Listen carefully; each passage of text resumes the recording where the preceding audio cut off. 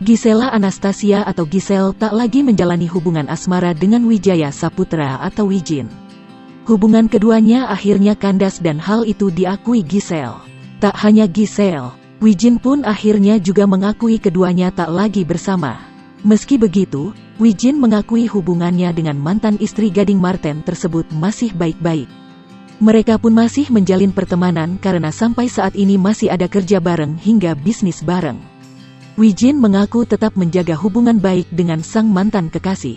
Hal itu diketahui dalam video yang diunggah di kanal YouTube Intens Investigasi, Minggu, tanggal 19 Desember tahun 2021.